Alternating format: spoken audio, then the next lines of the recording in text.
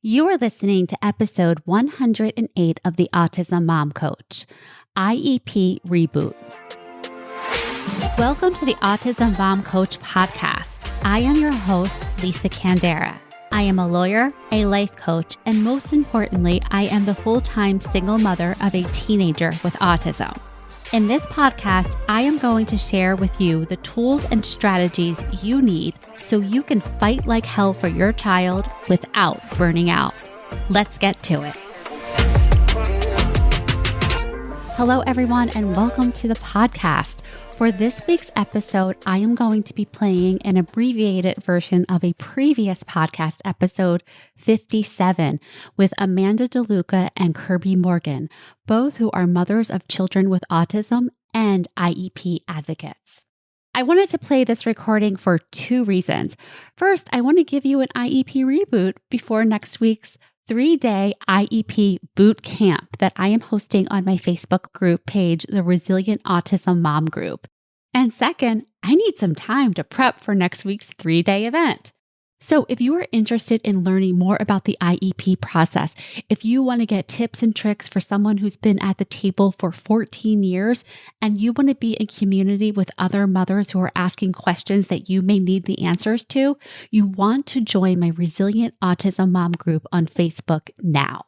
This is going to be a members-only presentation, so once you are in the group, you will be able to come live, you will be able to ask your questions beforehand, during the live sessions, and you will have access to the replays. You don't want to miss this. I am going to go beyond giving you the basics. I am going to tell you what the most important tool you need to have, your most important weapon, your most important resource at that IEP table. And I'm going to give you some very specific examples that I am going to draw from my client coaching and my own experiences. In the past month, in addition to the IEP meeting for my son, I have been coaching my clients every day about IEP meetings. Clients who have children who are in the 18 to 22 range, and depending on their state, they are transitioning, or as we sometimes call it, falling off the cliff, and everything in between. So if you have IEP specific issues, you want to come to this. And even if you don't, the things that I'm going to talk about, the tactics I'm going to talk about, the strategies and the tools, you really can apply these to everything. Maybe it's a conversation with the doctor. Maybe it's even a conversation with people in your family or friends. What I am going to teach you in this 3-day boot camp will help you with all of it. So again, go to Facebook, join the Resilient Autism Mom group, and start asking your questions. I can't wait to talk to you. I can't wait to hear from you. And I am excited to get you as much information as I can. And a bonus, for whatever questions I can't answer during the live, I will get you the answers. In fact, the following week on the podcast, I will be interviewing a Connecticut-based special education lawyer. She is a mom who has been on all sides of the IEP table. She has been the parent, she has been the principal, and now she's the attorney. So my interview that's coming up with Melissa Gagney following the IEP reboot is going to be so informative for all of you. Again, for whatever questions I can't answer, I am going to pose them to her on the podcast. So, final call, go to Facebook, join the Resilient Autism Mom group, and I can't wait to see you there. And with that, let's get to the IEP reboot with Amanda and Kirby. So my name is Amanda DeLuca. I live in Ohio. My son, Jackson, was diagnosed with autism at the age of 2. And I had previously only been a dance teacher. That was my full-time job. And then once we started exploring how to support my son, I learned that I needed to know more in order to better serve him. So I became a IEP coach serving families at the table just because I wanted to know more for myself, and it grew from there. Hi, I am Kirby Morgan. I live in Menifee, California. I have 2 sons who are neurodiverse. My oldest son, Jaden, was diagnosed at 2.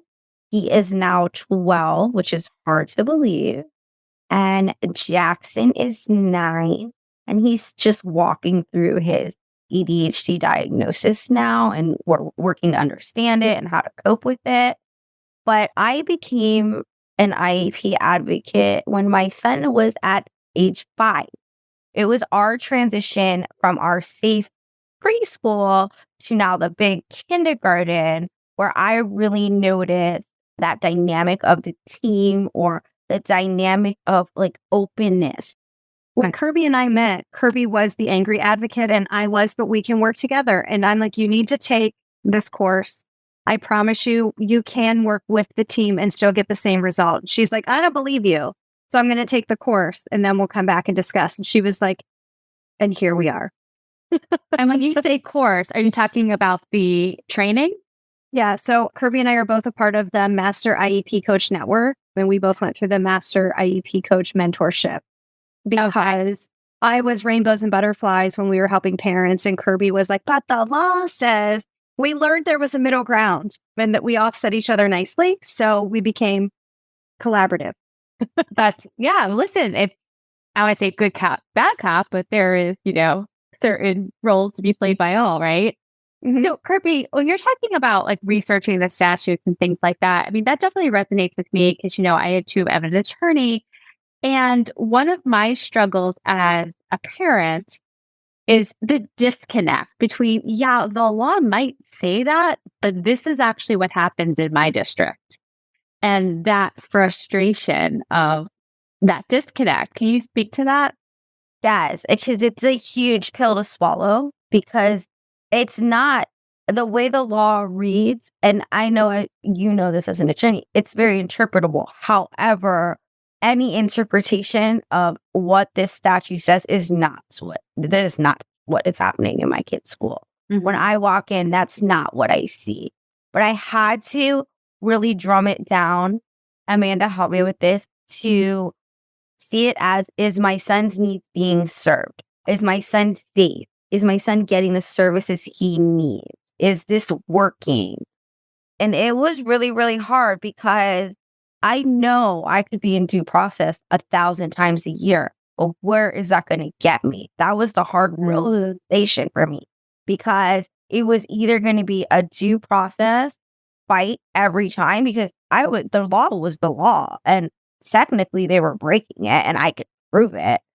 But how was that going to serve my son going forward? And that was the hardest part.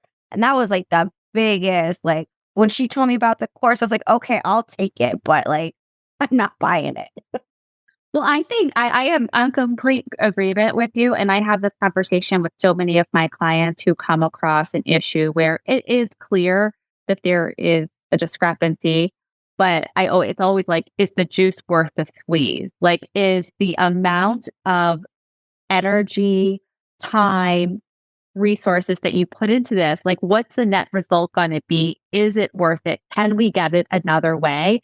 And it becomes the difference between being right and like moving forward in a way that's sustainable.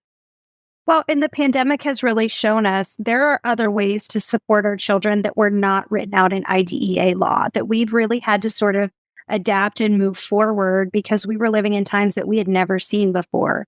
We're living in, staffing shortages where we have to get really creative with how we're delivering services. The service is still being delivered. It just might not be by the book, old school. And Kirby and I say that a lot. Are you an old school advocate? Or are you a new school problem solver?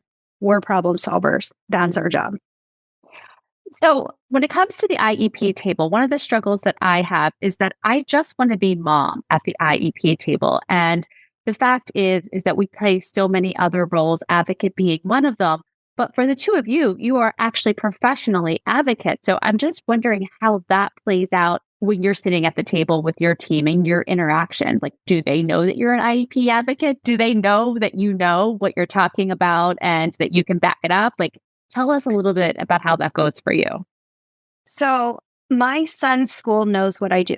I'm not secretive about it. I am not hiding it from anyone. And I have served other parents within my home district, not so much our private school, but with our home district. The administration is usually the ones who say, if you're not doing anything wrong, you have nothing to be worried about. Her job is to come in and make sure that we are doing everything the way that we are supposed to. With my son's own team, I tell them from the very beginning, I want open communication. I'm going to send you a parent input statement, which Kirby and I tell all of our parents to write these, submit these. I am going to be very forthcoming with you. I do expect a copy of the draft before the meeting so that we can work through and iron out a lot of the questions and discrepancies so that our time at the table is short. I respect your time. I know you need to be in the classroom. Let's work through this the best that we can. Not every school is as open to me coming to the table, but because I am open and honest with my son's team, we have a really good relationship. That doesn't mean I don't push back. And Kirby, same with you. It doesn't mean that you don't push back, but Kirby and I also consult with each other so that we're never coming to the table just by ourselves. We're never coming to the table from an emotional standpoint. I called her on the way into my IEP last Thursday and said, I need to run this by you really quick to see if it's garbage or if I'm just being emotional. And we have to do that because I can take the emotion out of advocating for other people's children all day long. When it's my own child, I'm still working on that skill 5-6 years in. So there's no perfect, but there is being honest and open and having good communication that really helps break those walls down.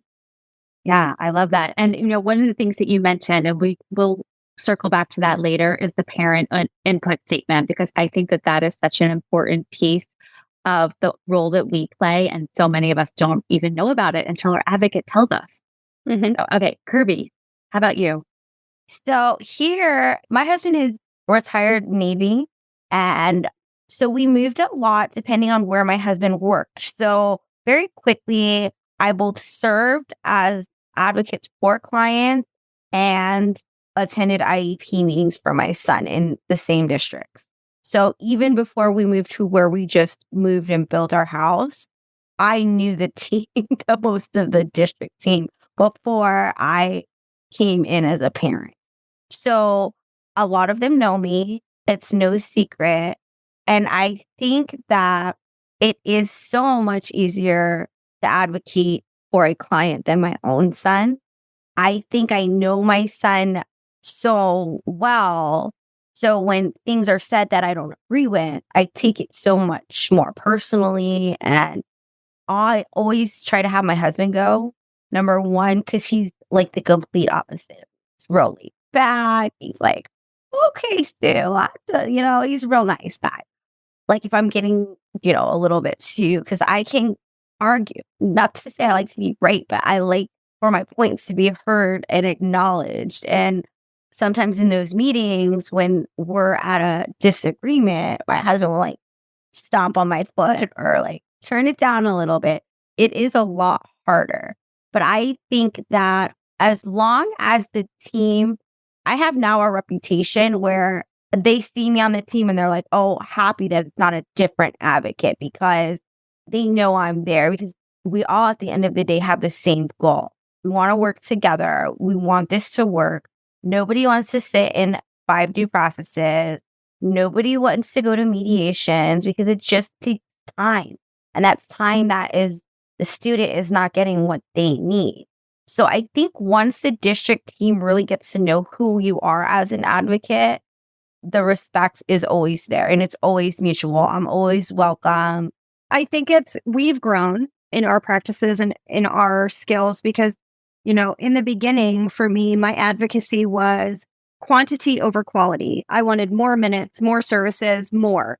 Now I can take a step back and look at what is attainable, what is truly beneficial, what is the appropriate amount of pull-out services, push-in services, small group. And that's just growing. And that's just the growth process and learning that and being able to work with the team by looking at the data, the time in the day, what the child truly needs. That helps us become more welcomed and more respected than, like I said about Kirby sometimes, a dog with a bone.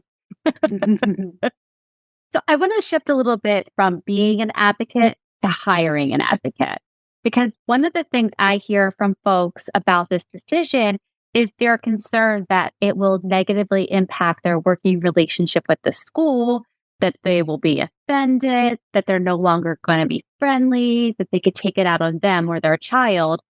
How do you respond to that? So to me, hiring an advocate is not the same as saying we are going to do process. Saying we are going to do process means I am not willing to work with you. I don't hear your point. I don't think you're doing your job appropriately. That to me does change the tone because your team no longer is communicating with you. You're now talking directly to admin. Bringing an advocate to the meeting as a secret changes the tone of the meeting. We like to let the team know we are coming. Put us on the invitation. Let them know we are coming as parent support because that is our job, is to make sure the parent understands what is being discussed at the table, that they are comfortable with the decisions being made, and that they are ready to move on. To make sure that someone is taking appropriate notes so that if we come to a disagreement, that it is documented. That is how Kirby and I handle an IEP. There are old school angry advocates. You're doing this wrong. It can't be written that way. And there's a time and a place for that. But if you reach out to the team ahead of time, like we tell our parents and clients to do, to ask for the draft copy, to look for the parent input statement, we're trying to build a team that is all working together for the child instead of let's hold all of our secrets back. Let's drop these bombshells at the IEP table. Let's not let them know what we're asking for. That creates a divide in the table. Kirby, what do you think? I agree. I think that open line of communication when you hire an advocate is very important. Hiring an advocate is different than saying, hi, I hired an attorney, because there are attorneys that will go and sit at these IEP meetings. So I think that's a different tone, but I do think that the term advocate has gotten a little bit of a negative connotation because there are a lot of advocates that go in there and nitpick the document versus try to work with the team to create a working document that's going to serve the student. Yeah, so that makes sense. And so I think what I'm hearing, part of what your answer is know your advocate, right? And who you're hiring and what their reputation is for working with your school district. Right. And you can usually tell. I've been to many, many conferences, and I used to be a part of COPA, and you could tell when you talk to someone and the way that they present like a plan, like an action plan. Like Amanda and I like to have an action plan for our clients where we have like a consultation. This is our action plan. If that action plan is going in there with guns blazing, that's a red flag for me because that's going to get you nowhere fast because it didn't get me anywhere fast. Trust me, I tried it. It didn't get me anywhere, and I had to learn a better way. And now that I practice differently, I see that you get so much more with just that little shift in willingness to collaborate. Instead of it being you versus them, making it us. It's all us. We are a team here. Right. But still, I'm thinking of the parent who's a little bit squeamish and a little bit afraid. And I have heard from clients when they show up with the advocate and it is presented to them that there will be an advocate, there is a little frostiness, right? And personally, what I say is it's fine. It'll pass. They can feel however they want about it, but your job is here as the CEO of team, your child, to advocate for them. So it's okay if other people don't love your decision, they will get over it. But I just want to see if you guys have seen this in real life, where the team is kind of oh, I thought we were working well together, and now you've brought this person to the table. Well, and it's not so much that, but it's parents usually call us when they've tried to handle it for too long and it's gone too far. It's not, we're heading into IEP season. We want to work with the team to get the best document that we can. I don't think my child is getting services. I'm getting calls to come and get them from school. Their behavior in the classroom is preventing them from being in gen ed. Now they're pushed to, self-contained. They're not getting to be placed in the district I want them in. It's not, let's come in and make sure everyone's on the same page. It's no crisis. Hi, we're in crisis mode and we need to hire you and we need help. And that is time we walk into that. That's where the frostiness comes in because everyone is already on guard. You said this, I'm hearing this, I think this, and we're trying to pull all the pieces of the puzzle together and figure out where we can find common ground, where we can bring everybody back together. And that's not making the school happy. And that's not making mom and dad happy. That's making sure that this document serves this child the best that they can, because sometimes that means everybody has to compromise to get it on paper, because what I want may not be exactly what our child needs. And it's that quality of life over, your ego and your opinion is where we really have to hone it in on what does the data show? What does the school actually have for support? How can we make this the best environment possible? And if we can't, then that makes it even harder, because we're saying, what are our other placement options? Which is where a team doesn't love to have those discussions. It's not me saying you as a teacher. It's not me saying you as a speech therapist. It's saying this child needs behavior support. This child has medical needs that are not being looked after. We need to look at where else can serve this child better so that you can continue to serve all the other kids in your classroom, so that mom can feel better about sending her child to school. It's when we're called in crisis mode that we get that all hands are up and no one is happy. But that's why hiring an advocate from the very beginning helps you build those relationships, keep those relationships, keep the communication open. And then it makes Kirby and I's job so much easier, because we're not just putting out fires. We are really building everything from the ground up. Yeah, I definitely had that experience of having an advocate who's followed me over some time and has seen transitions from school to school and has a working knowledge of the progress and the relationship. It does make things for sure easier. And I've also hired an advocate in crisis mode. And oh my gosh, such a lifesaver to have somebody else taking on that role as I was, dealing with all of the other stuff. So one of the questions I have for you guys, since you do sit on both sides of the table simultaneously, is what lens do you view the relationship with the school districts vis-a-vis the school districts and the parents? Are we all on the same team? Is it us versus them? Is it somewhere in between? So my experience is parents feel that it is us versus them, because the communication lines typically are not completely open. Kirby and I, not being that child's parent coming to the table, can see how we build everyone together. That is our goal, always, to create a collaborative team environment, to make sure the parent is being heard, to make sure the team is being clear and transparent, and to really build that back and forth conversation. Our goal is to coach parents so that they don't need us forever. There are some parents who want us forever, and that is great. But I want you to feel empowered. I want you to feel like you are in control. I'm not sending every email on your behalf. Neither is Kirby. We are helping you build documents. We are helping you write letters. Those emails are coming from you. We will be there to help you, but this is still your child. You are the head of that team. You sit at the head of the table, and we want you to feel comfortable doing that, because that's what we needed as parents.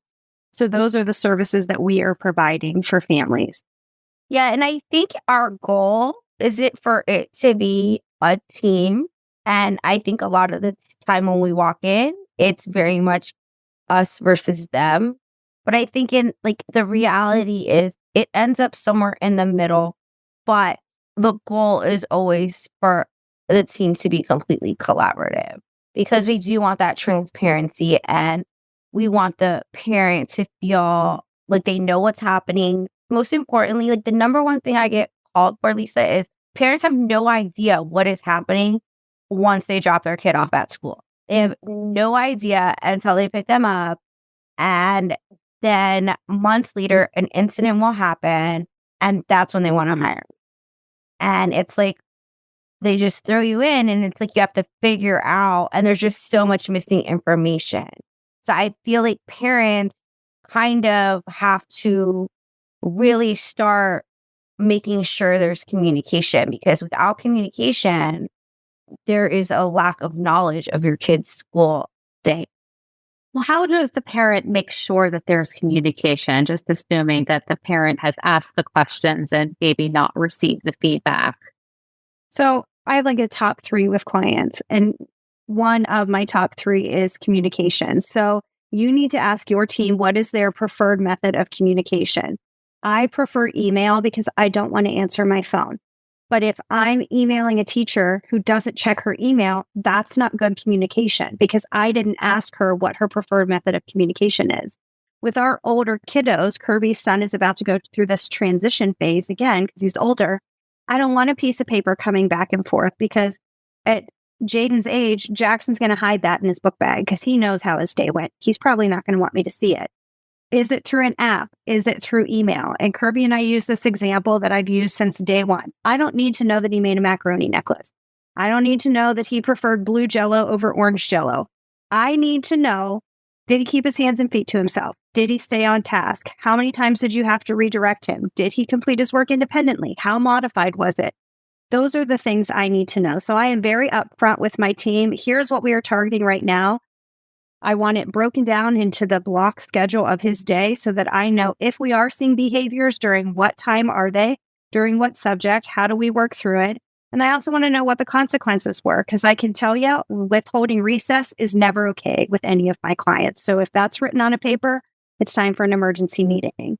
I'm very clear and write that into the IEP. I need daily communication from school, and you will get the same respect from me.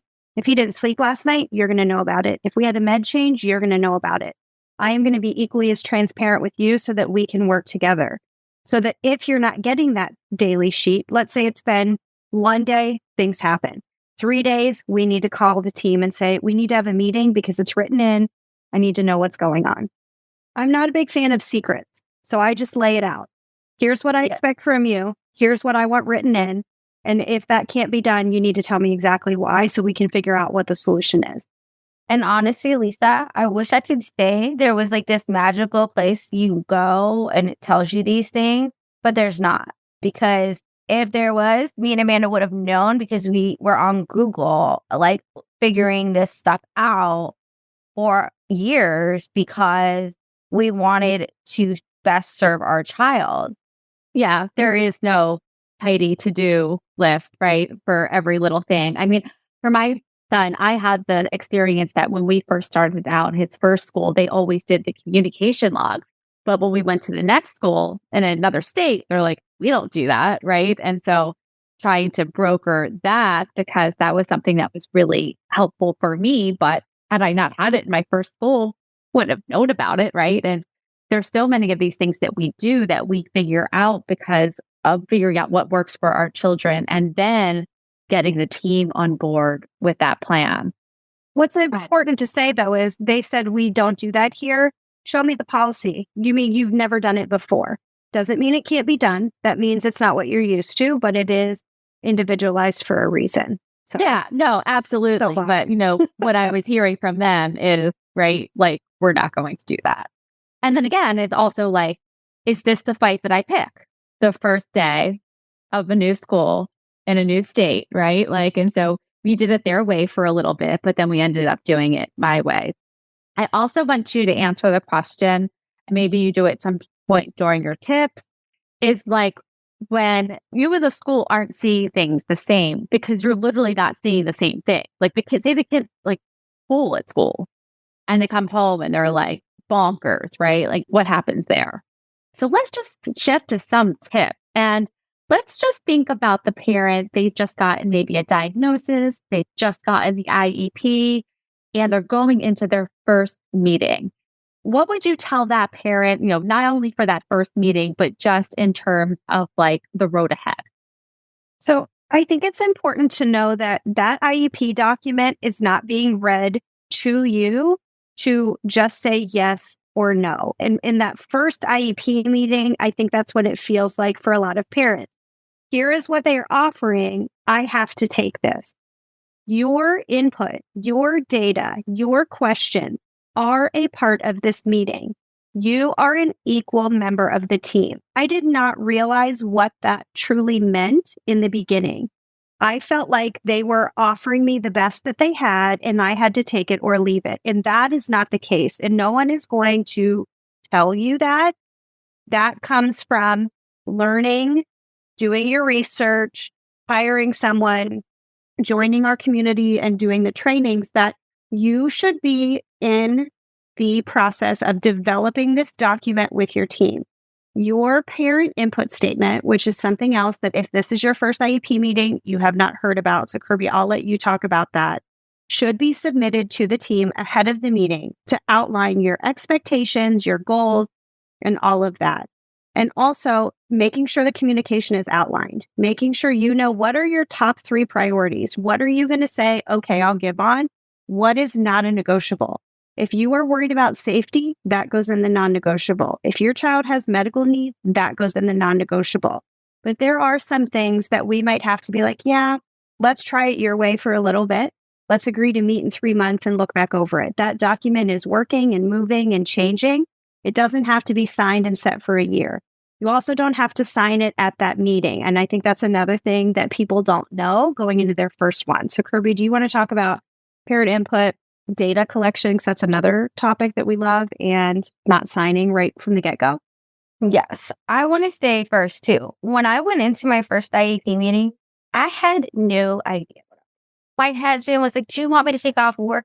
I'm like, "No, my mom's gonna watch Jaden. I got this." I was like, "Oh," I kind of like almost felt like I was getting, because I hadn't worked in a long time. Put on my little blazer, my cute jeans, went in there, and I had no idea. They were so nice on the phone. They asked me a few questions about Jaden.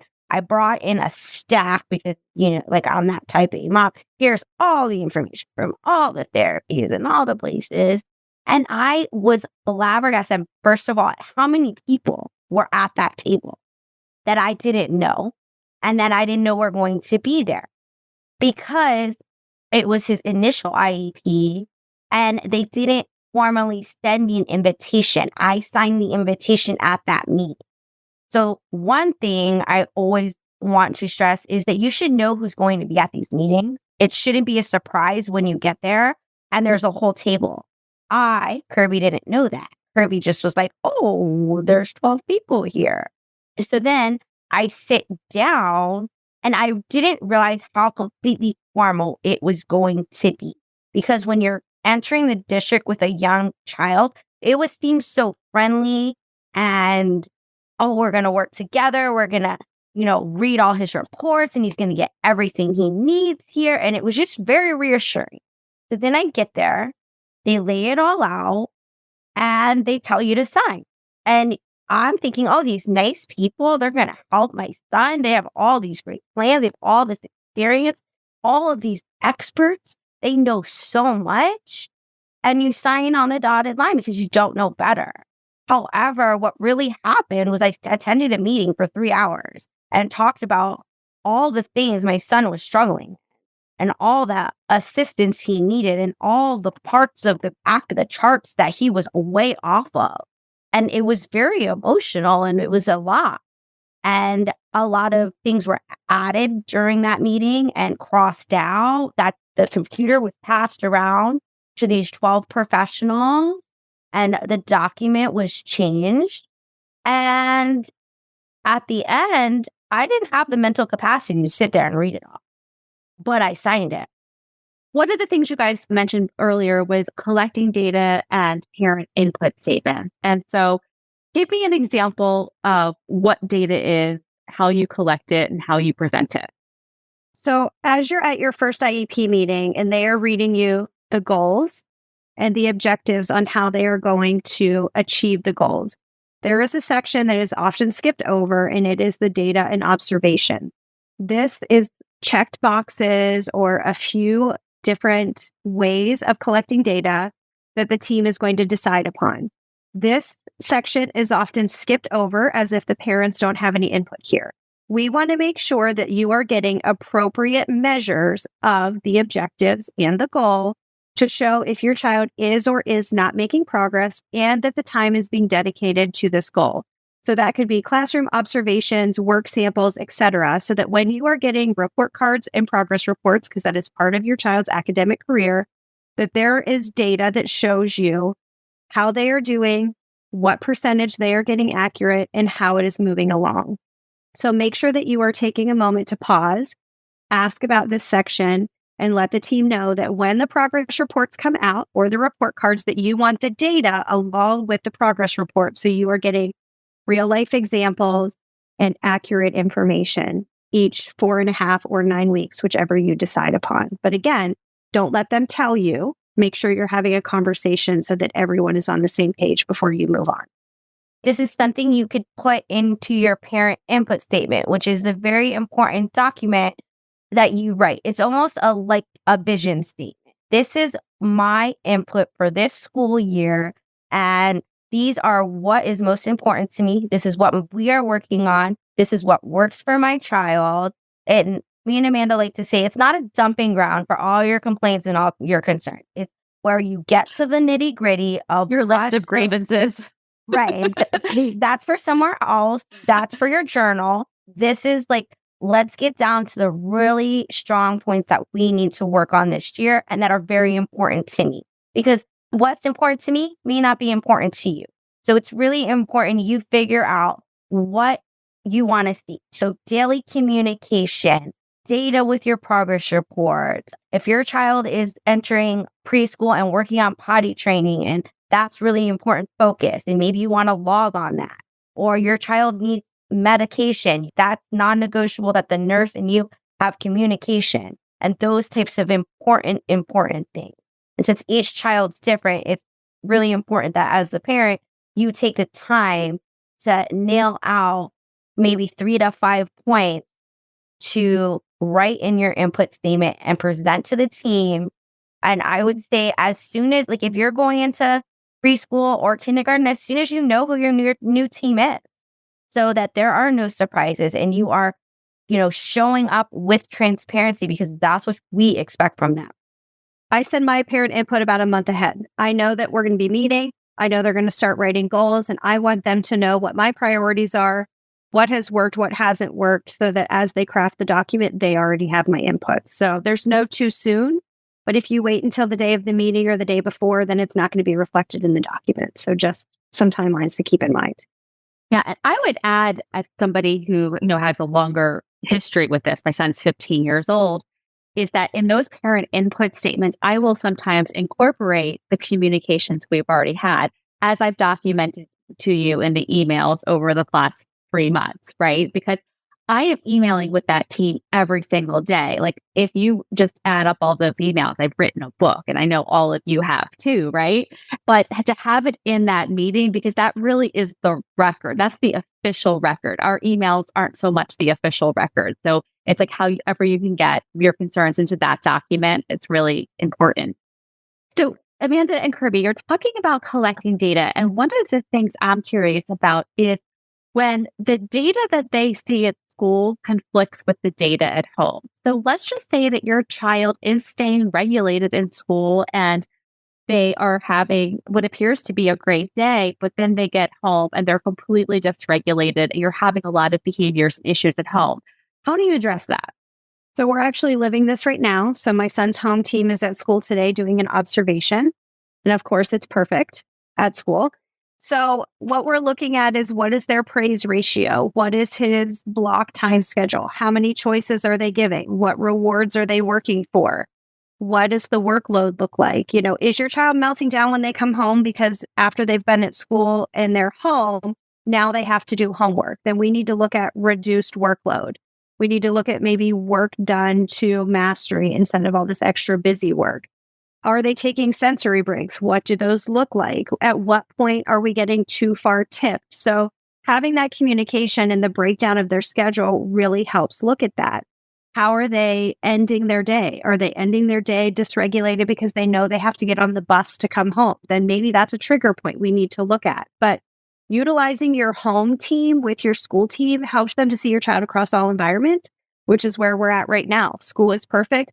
Home is chaos. He's kept so busy at school that he doesn't have time to go off track. Here, I am not a cruise ship director. You are home. You need to occupy yourself. We have to work on teaching him some leisure skills and how to follow a visual schedule at home. So it's really being honest with your team and saying that we need to look at where are they tipping off, because we can't live like this. And that's okay to say. And sometimes the team may be utilizing some tools that really helps your child. And that's where communication is super important too. Say, hey, what are you doing to get through transitions that are a little bit difficult? What tools are you utilizing? Can you send home an extra visual like that? Because I would like to try it in the home front, because that should be going both ways. And it could maybe really help if something's working at school because I'm of the mindset, try it. Let's try it. Like if it's working there, let's try it out. Absolutely. And I have to say, especially when my son was pre-verbal or barely understandably verbal, those communication books were so helpful because he would come home and try to tell me something or communicate something that was related to school. And when I could go into that book and kind of figure out sometimes, like, oh, they watched Up today at school, like that's why he keeps pointing at the balloon or whatever it was so helpful. So the data and the parent statement, those are two really great tips. So for any of you who are new to IEP meetings or you've even been at them for a while, may not have known this. I know I didn't know about the availability of a parent input statement until I hired an advocate. And so I want to keep on that track of what else would you want parents to know, whether they hire an advocate or not, when they're just getting started out and they're managing this process, at first and then also over the years?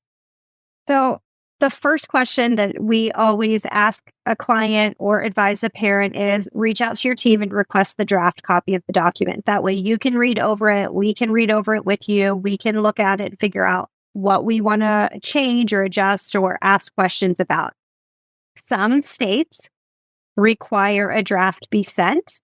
Most states send it as a courtesy. So it really doesn't matter if you live in a must or will.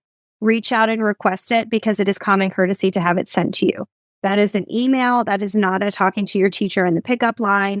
Send an email. Let the team know that you are looking forward to your upcoming meeting so that you can come to the table as an equally informed member of the team. You are requesting a draft copy of the document so that you can review it ahead of your meeting. Awesome. Kirby, how about you? Well, here in California, we are one of the states that it is a must state. And I have to say, even as a must state, if you are not asking for it, you are not going to receive it.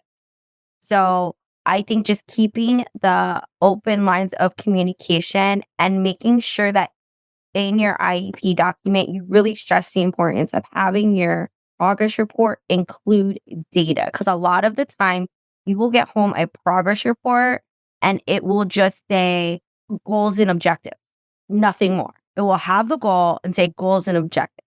You won't have a work sample. You won't have any sort of data that goes with it. So as a new parent, I wish I knew to ask for that so that I knew that the progress that they're saying, oh, he's 60% towards this goal. Well, how do they know that? How are they figuring that out? I never knew that I could ask for his actual work samples and to show me how they're calculating that data percentage. And now knowing it, it's really important because it helps me see that he's really doing that or not so much. And we may need to switch up this goal or modify it. What about the child who has had an IEP for a couple of years? They have their goals, they have their objectives, and they appear to be doing well. So you get to the IEP meeting and they say, oh my God, he's doing so well. And that feels so great to you as a parent. You're like, you want your child to be doing well. You know what? We don't think he needs these services anymore. How do you respond? Number one, I don't think, I know based on data. So if they're saying we feel, we think, red flag, meeting's over, thank you, goodbye. Number one. Just have a great life. No. Dog with the bone or with that Kirby? Right. Well, if your team is thinking of discontinuing services, as Lisa is talking about, this should read in that draft document that the team, on the very last page where it says, right now on my son's, the team thinks it would be detrimental to Jackson's academic growth to discontinue IEP services. A lot of times parents will see this for like physical therapy and they'll say they don't need therapy anymore, but we're going to move to consult. You have to consent to that change. So again, this circles back to Kirby. What does the data show? What are you proposing as a change? When are we going to meet again to discuss this? Can we taper this off in 6 weeks, meet and see what the data shows? And a lot of times it's maybe moving from an IEP to a 504, which is a whole nother conversation. But again, a plan to support your child. we need to look at what data did the team use to make this decision? Because if they think or they feel, we don't have that conversation. Data drives all decisions. But even if there is some data to say the child is meeting these expectations, they are doing well, does that mean bye-bye IEP? Because in my experience, I have seen my son do well, supports be pulled, and then he's not doing well anymore. And so it's difficult with parents because, on one hand, we want to hear great things about our kid. We want to believe that all of the work we are doing is leading towards the result of maybe them needing less support. But at the same time, I always fear that pulling that support too early could have more detrimental impacts. I think that it's never a great plan to just cease services. And I think that if the data is supporting the child is moving towards more independence, with a conversation of tapering, let's say this is a one-on-one aid and the child's not needing that support anymore. Let's have the aid across the room. Let's change the distance. Let's change the way that the support is being provided to the student before we just remove it. And I feel like Amanda will agree with this statement. This is a little bit of our outside of the box thinking when it comes to IEP. Because in old school IEPs, it was like, they get the support or not. Where here, we're like trying to change that narrative to, let's see with a little less support how they do before we just yank all support. Because again, we want the kids to see. And every parent school is for independence. That is why we do all the things we do. But we also don't want to see the kids set up for failure when we remove the supports that they possibly still need. I think it's important to remember the purpose of the IEP is to support them educationally. It's to support them as lifelong learners for independence and for future employment or college or trade school. So let's say they are crushing their OT goals. Okay, well, can they type? Because that's part of a life skill. Can they read a clock and organize their day? Can they remember to set a reminder in their phone? Do they know how to set a digital alarm? All of these things that are life skills that schools may not be used to providing, but they are skills that our children need so that it's not, we're cut off from academic and now they have no life skills to function in the real world. So while we may be mastering the goals we have written now, have we looked at the whole picture of supports that we should be providing before we're having this discussion of stopping an IEP? Yeah, that's such a good point. So just one last question, comment. One of the things that I hear from parents a lot is that reading the IEP document itself is just very difficult, seeing a record of all of the ways that their children struggle or are behind. And while I definitely do appreciate that as a parent, from an advocate, I think I look at the IEP document a little bit differently in the sense that my personal view is that an IEP document is not supposed to make you feel good about your child. Like, it's not its job to make us feel good, and it often doesn't. And I don't like to get caught up in what it says the deficiencies are. I like to get more focused on what the plan is going forward.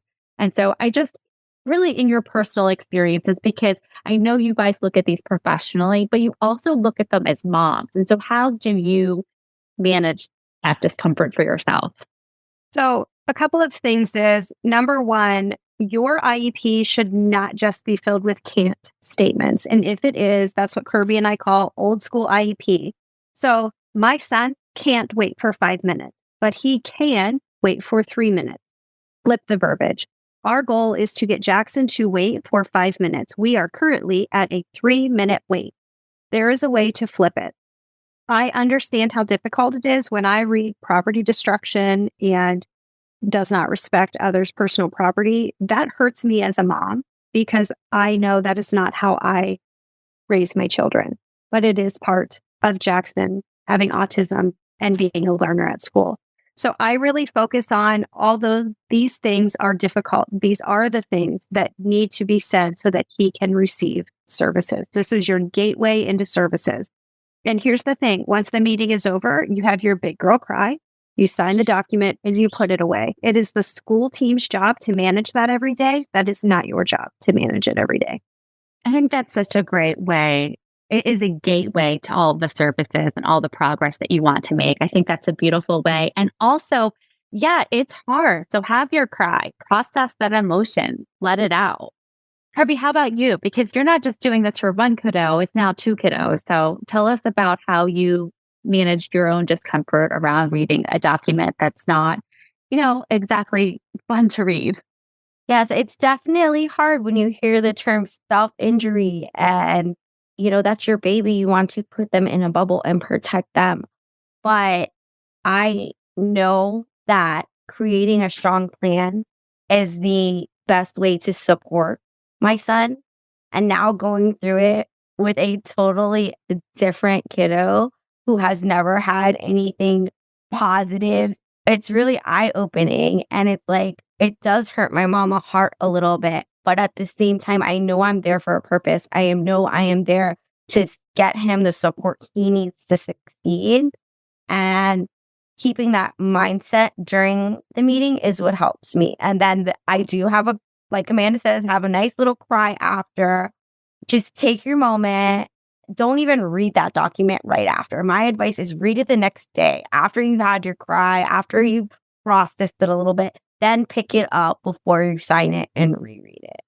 I say have your moment, let your emotions be valid, and then move forward with the plan because you've created a strong plan. That's why you went to that meeting. It was a plan. And yeah, that's really great. I love that advice. And I think that is the better lens to have going into looking at that document and into that meeting is that this is, again, I think as Amanda said, the gateway. This is the path forward.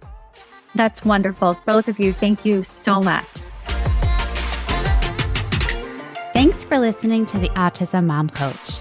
If you are ready to apply the principles you are learning in these episodes to your life, it is time to schedule a consultation call with me. Podcasts are great, but the ahas are fleeting. Real change comes from application and implementation, and this is exactly what we do in my one-on-one coaching program. To schedule your consultation, go to my website, theautismmomcoach.com, work with me, and take the first step to taking better care of yourself so that you can show up as the parent you want to be for your child with autism.